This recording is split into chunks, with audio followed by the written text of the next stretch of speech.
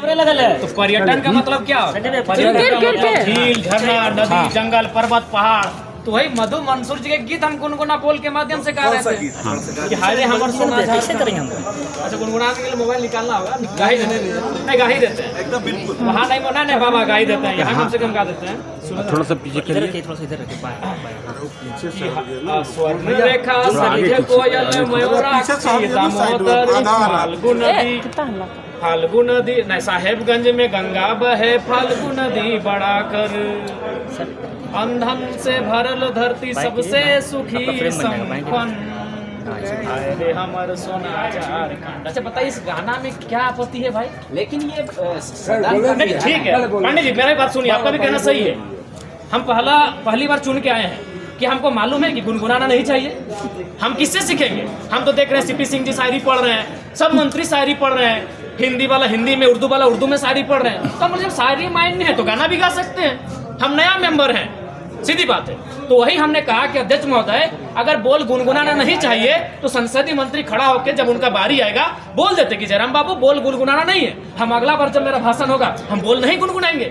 लेकिन ये कहाँ का तर्क है? दो का मंत्री खड़ा हो गया है, संसदीय मंत्री तो बाद में, दो मंत्री खड़ा होकर टोक रहे हैं। तो वही हमने उनको कहा कि एक तो आपको आधा घंटा समय मिलता है। अच्छा एक बात बताइए, आदरणीय माननीय मुख्यमंत्री का शाहरुख खान बोल के 4-5 लोग बोले, तब तो आप नहीं बोले कि आप डायरेक्ट किसी सदस्य को नहीं बोल सकते हैं। भैया भाभी जब आधा घंटा, कल्पना भाभी, हेमंत सोरेन जब मंत्री लोग बोलने लगता है तब तो कोई नहीं बोलता है कि आप किसी व्यक्तिगत पे बात क्यों कर रहे हैं। हमने बस यही कहा था कि पर्यटन मंत्री हमारे पड़ोसी हैं, पराशर की ओर से वो भी आते हैं, उनके लिए गीत सुनाएंगे तो ठीक है, डायरेक्ट नहीं बोलना चाहिए।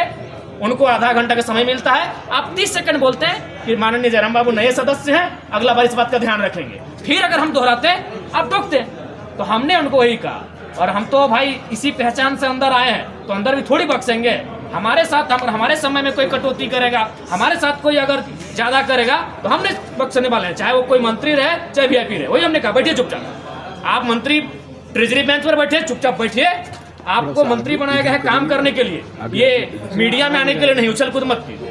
हाँ, उनका हम सम्मान करते हैं, मंत्री है, माननीय है, लेकिन उनका ये व्यवहार उचित नहीं है। आज ये ज्ञान दे रहे हैं, उस दिन आपका ज्ञान कहाँ था जब आपने इरफान अंसारी जवाब दे ही रहे थे, आपने टोक दिया। इरफान अंसारी जो शायद ध्यान आकर्षण था या अनुसूचित था या तारांकित प्रश्न था, किसी माननीय सदस्य के प्रश्न का उत्तर दे ही रहे थे, आप खड़ा होकर उनको टोक दिए। उनको सवाल का उत्तर देने देते हैं, उसके बाद आप कहते हैं कि ऑब्जेक्टिव टू ऑब्जेक्टिव होना चाहिए, एक्सप्लेनेशन नहीं। तब आपका संसदीय, अरे भाई नया चूंकि वित्त मंत्री जी अभी इलाज के लिए गए हैं, संसदीय मंत्री, इनको प्रभार मिला है, तो हमारे बड़े भाई माननीय भी उछल कूद करने लगे हैं, अपने आप को सदन से ऊपर ये लोग समझने लगे हैं। और इरफान भाई साहब का तो आदत है, उनको भाई मीडिया में बने रहने के लिए उछल कूद करना जरूरी है। जिस दिन उनका बजट पारित होगा उस दिन तो बोलेंगे ही, और बाकी दिन भी हल्ला, लोगों को टोकना, ये उनका परंपरा बन चुका है। जरा आप बोलना क्या चाह रहे हैं? बोलना हम यही चाहते थे, पर्यटन का बात था। हम मधु मंसूर जो पद्म श्री विजेता है, हम उनका एक 4-5 लाइन का बोल था, उसको सुनाना चाहते थे। जयराम जी, तो आपको क्यों लग रहा है ऐसा क्यों हो रहा है? आप एक अपने दल जी, के अकेला विधायक हैं, बिल्कुल वही कारण है, उनको वही कारण है कि पूरा राज्य जयराम महतो को सुनता है। इस व्यक्ति को, इस लड़के को यहाँ से नियंत्रण में रखा जाए, मुद्दों की बात करता है, जिन मुद्दों को कहने से लोग डरते थे। आज 25 साल हो गया, जादूगोड़ा का मुद्दा सदन में आया था। मैं आपसे पूछता हूँ, आज लोग बर्बाद हो गए, जादूगोड़ा में बर्बाद होने की कगार में है, आज तक सदन तक नहीं पहुंचा, क्योंकि वो मुद्दे सदन तक आ नहीं पाते थे। और ये लड़का बिना डर का, बिना भय का उन मुद्दों को सदन तक लेके आता है। तो इन लोग को हालत खराब है हमसे, और बोलते कि नहीं डायरेक्ट आप किसी सदस्य को नहीं लेकर सकते। कैसे नहीं होता है जी? इसी सदन में लोग हिज ... हम नहीं पूरा बोल रहे हैं, बोल के पार हो गए, लो ... बोल के पार हो गए इसी सदन में। तब इनकी ना मर्यादा कही गए थे, हमें झारखंडी गीत सुनाए तो इन लोगों पर परी लग गया भाई। ये लगता है कि सुशील कुमार सोनू ज्यादा जानकार नहीं, काबिल बनने की कोशिश कर रहे हैं। लगता है कि उनसे बेहतर इस राज्य में कोई है ही नहीं जो संसदीय प्रणालियों को जानता है, जो संसदीय व्यवस्थाओं को जानता है। चूंकि पर्यटन का बजट था, तो इस गीत का संबंध पर्वत पहाड़ से है, नदी नाला से है, और पर्यटन का संबंध नदी नाला पर्वत पहाड़ से है। और हम किससे सीखेंगे? मेरा सवाल, हम किससे सीखेंगे?